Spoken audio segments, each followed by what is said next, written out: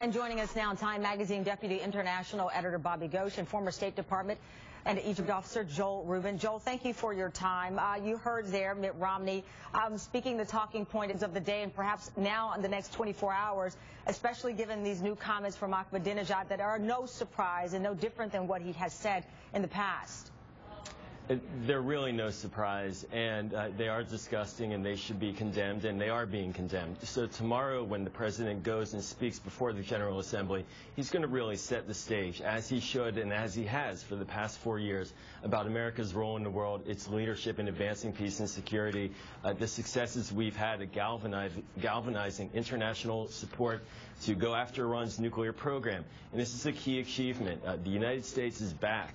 After 4 years now, we see serious international efforts supporting an agenda that does deal with emerging threats. 4 years ago, it's easy to forget, we were mired in Iraq. We were still aimless in Afghanistan, and in Iran, we had no policy. Today, that's changed, and it's for the better. But, Joel, in fairness, let's just look year to year. It was last year there was a sense of optimism as we were all talking about the Arab Spring, and today, whether it's categorized as a bump in the road, and we know that democracy does not happen overnight. It didn't happen for this country overnight. But with all of that said, the reality is from year to year, there are many questions, even including what really happened in Libya when those 4 Americans were killed. It is a very difficult time, and it is very different. The feeling is from a year ago, and I'm sure that the president will speak to that. He'll also likely talk about the danger that the international community faces at not getting ahead of these dangers, these potential threats.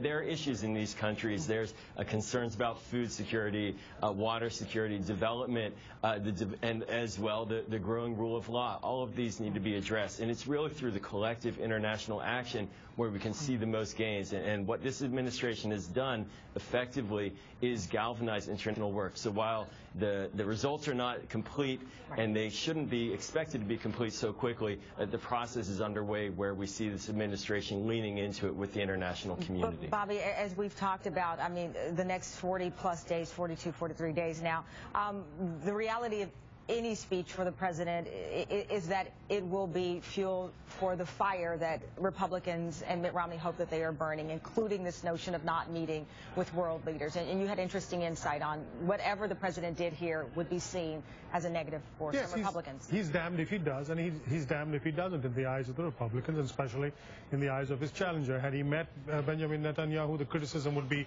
why only Netanyahu and why not X, Y, and Z leaders? If he had met several leaders, the question would have been, why is he wasting time schmoozing with world leaders when he should be worrying about jobs and the economy? There's no way he can win that. So he has to go in to the UN and figure out what sort of message he's sending to the world, but also what sort of message he's sending to the American public. And that is really that he is a figure in the world stage, in which Mitt Romney is not.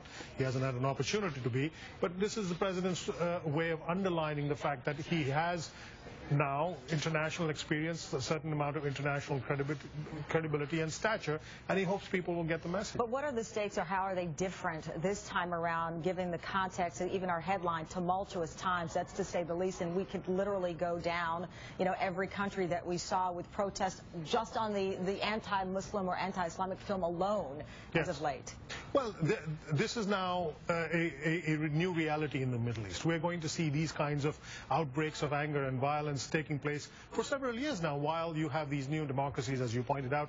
New democracies take time to find their feet, but that's not something easy to communicate with the American public, to say to them, well, you know, this happens is not going to be enough. So if he's thinking with his sort of presidential campaigner's hat on, he's going to say or do something that reassures American public that we're in control, or he's in control of the situation. That's not easy to do, because in reality, he's not. And with Iran and Israel, how complicated is that in a political season? You know, a short time away, people will be voting, and it appears, at least by some of the analysis, that Bibi Netanyahu is trying to work the best angle, knowing that both the president and Governor Romney's feet are to the fire, and one of them certainly could or at least their supporters attempt to use this opening with Israel?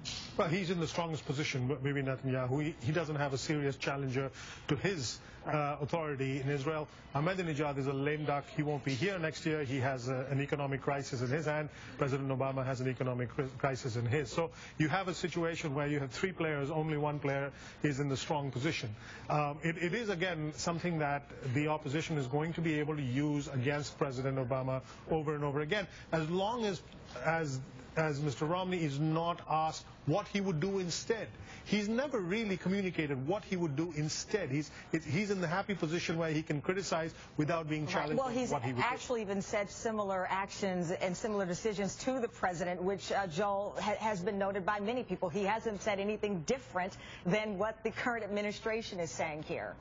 That's right. Governor Romney has, in fact, endorsed what the Obama administration's policy is on Iran in terms of building international pressure on the regime to come clean about its nuclear program. And I also want to push back on the idea that President Obama has not been good to Israel. The United States has spent more than $10 billion in military assistance over the past 3+ years towards supporting Israel's defense. The president's continually meeting with Bibi Netanyahu, the prime minister. Officials are back and forth consistently. The president spoke with Netanyahu only a week or so ago for over an hour on the phone. So it's important to make sure the record is straight that this administration has been and continues to be strong in supporting